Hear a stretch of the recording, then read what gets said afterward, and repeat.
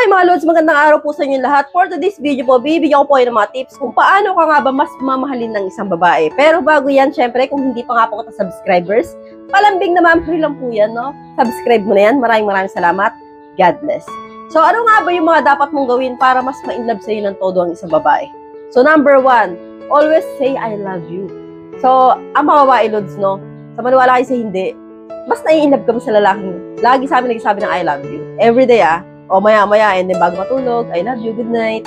And then bukas, good morning, I love you. Yung mga tipong ganun, yung mga lalaking hindi nagsasawa na magsabi ng I love you. So bakit mo mas mamahalin ka ng babae? Kasi po, yan po para po sa amin, sobrang nakakakilig po yan.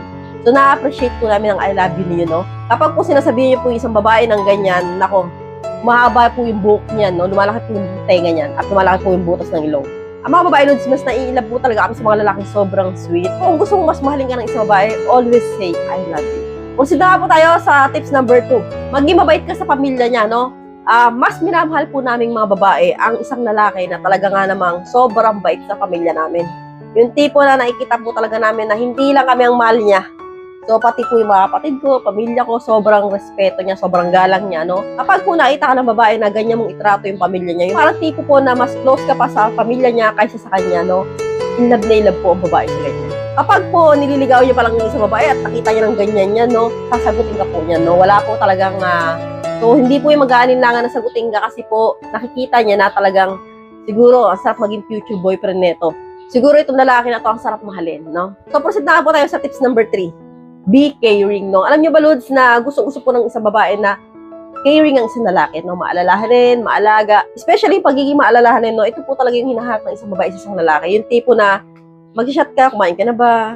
Kamusta yung pakiramdam mo? Kamusta yung araw mo? Yung mga tipong ngayon na hindi nagsasawa na araw-araw na ipaalala sa amin kung okay lang kami, kumain ka na ba? Nakainom ka na ba ng vitamins? So, kapag ang isang lalaki po ay sobrang caring sa isang relasyon, no? Sobrang maalalahanin, no?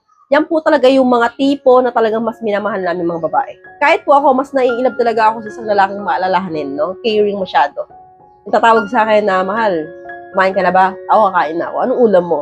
Yung talagang araw-araw na ginagawa yun, no? Parang hindi nagsasawa o napapagod na paalalahanan kami sa mga araw naming gawain. So, yan po yung tatlong katangian ng lalaki na talaga nga namang magpapa-inlove po ng gusto sa aming mga babae.